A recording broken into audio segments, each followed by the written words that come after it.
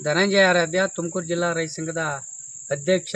ಇವತ್ತು ದೊಡ್ಡ ಹುಲುಕುಂಟೆ ಗ್ರಾಮದಲ್ಲಿ ರೈತರ ಮನೆನ ಇವತ್ತು ಈಕ್ವಿಟಿ ಬ್ಯಾಂಕ್ನವರು ಒಂದು ತುಮಕೂರು ಸಿವಿಲ್ ನ್ಯಾಯಾಲಯದಲ್ಲಿ ದಾವೆ ಹೂಡಿ ಆ ಒಂದು ವಾಸದ ಮನೆಯನ್ನು ಮೊನ್ನೆ ದಿನ ಸೀಸ್ ಮಾಡಿದ್ದಾರೆ. ಆ ರೈತರು ಇವತ್ತು ಬೀದಿಗೆ ಬಿದ್ದಿದ್ದಾರೆ. ಇವತ್ತು ಅವರು ಕ್ರಾಸ್ ಹತ್ತಿ ಮಾಡಿದ್ದಾರೆ. ಆ ಎಲ್ಲ ಉಪಕರಣಗಳು ಸಹ ಮನೆ ಒಳಗಿದೆ. ಮತ್ತು ಇವತ್ತು ಅವ್ರ ಜೀವನ ಮಾಡೋದು, ಅವ್ರ ಊಟ ವಸತಿ ಇವತ್ತು ಭಾಳ ಚಿಂತಾಜನಕವಾದಂಥ ಸ್ಥಿತಿ ಇದೆ. ಇವತ್ತು ಬ್ಯಾಂಕುಗಳು ಈ ರೀತಿಯ ಒಂದು ನಡವಳಿಕೆಯನ್ನು ರೈತ ಸಂಘ ಖಂಡನೆ ಮಾಡ್ತದೆ. ಏನೇ ಇದ್ರೂ ಇವರು ಸಾಲ ಕೊಟ್ಟಿರ್ತಾರೆ. ಇವತ್ತು ಮಳೆ ಬೆಳೆಯಲ್ಲಿ ಸಕಾಲಕ್ಕೆ ಸಾಲ ಮರುಪಾವತಿ ಮಾಡೋದು ತುಂಬ ಕಷ್ಟದಾಯಕವಾಗಿದೆ. ಈಗಾಗಲೇ ಸರ್ಕಾರನು ಈ ಬಗ್ಗೆ ಏನು ಮೈಕ್ರೋ ಫೈನಾನ್ಸ್ ಕಂಪ್ನಿಗಳಿಗೆಲ್ಲರಿಗೂ ಎಚ್ಚರಿಕೆ ಕೊಟ್ಟಿದೆ. ಯಾವುದೇ ಕಾರಣಕ್ಕೂ ರೈತರಿಗೆ ತೊಂದರೆ ಕೊಡಬೇಡಿ, ಭಾಳ ಸಮಾಧಾನವಾಗಿ ರೈತರಿಂದ ನೀವೇನಾದರೂ ಮರು ಸಾಲ ವಸೂಲಾತಿನ ಮಾಡ್ಕೋಬೇಕು, ಯಾವುದೇ ಕಾರಣಕ್ಕೂ ನೀವು ಅವ್ರಿಗೆ ತೊಂದರೆ ಕೊಡೋ ಕೆಲಸನ ಮಾಡಬೇಡಿ ಅಂತ ಹೇಳಿದೆ. ಆದರೂ ಸಹ ಇವರು ಈಕ್ವಿಟಿ ಬ್ಯಾಂಕ್ನವರು ಈ ಒಂದು ಬರಗಾಲ ಪ್ರದೇಶದಲ್ಲಿ ಈ ಸಿರಾ ತಾಲೂಕಲ್ಲಿ ಮನೆಯನ್ನು ಕೋರ್ಟ್ ಆದೇಶದ ಮುಖಾಂತರ ಸೀಜ್ ಮಾಡಿರೋದನ್ನು ನಾವು ಭಾಳ ನೋವು ಆಗ್ತದೆ.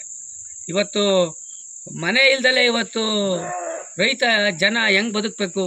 ಆ ದೃಷ್ಟಿಯಿಂದ ಕೂಡಲೇ ಈಕ್ವಿಟಿ ಬ್ಯಾಂಕ್ನವರು ನ್ಯಾಯಾಲಯದಲ್ಲಿ ಏನು ಆದೇಶ ಮಾಡಿದ್ದಾರೆ ಈ ಸಂಬಂಧಪಟ್ಟಂತೆ ಆ ರೈತರಿಗೆ ಕೂಡಲೇ ಮನೆಯನ್ನು ಬಿಡುಗಡೆ ಮಾಡಿಸ್ಕೊಡ್ಬೇಕು.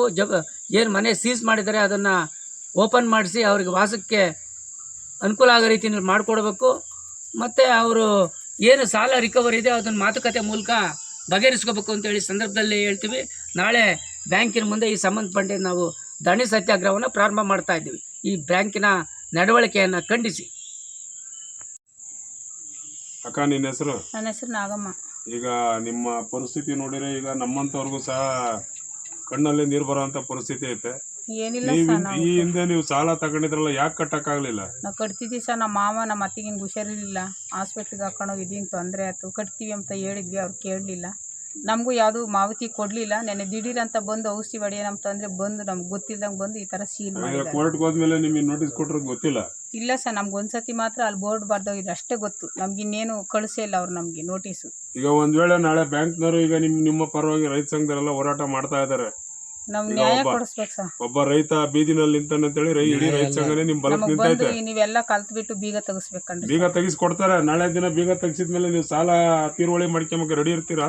ಏನೋ ಈಟ ಒಟ್ಟ ಕಟ್ಟಿ ತೀರಿಸ್ತೀನಿ ಸರ್, ಋಣ ನಾನೇನು ಎತ್ತಕ್ಕಲ್ಲ. ಒಟ್ಟಲ್ಲಿ ಸಾಲ ತೀರೋವರೆಗೂ ಇಷ್ಟು ವರ್ಷ ಕಟ್ಕೊಂಡು ಹೋಗ್ತೀನಿ ಸರ್, ಕಟ್ಕೊಂಡು ಹೋಗ್ತೀನಿ. ಓಟು ಒಂದೇ ಸತಿ ಕಟ್ಟಕ್ಕೆ ನನ್ನ ಕೈಲಾಗಲ್ಲ ಸರ್. ಸರಿ, ಅಷ್ಟೇ.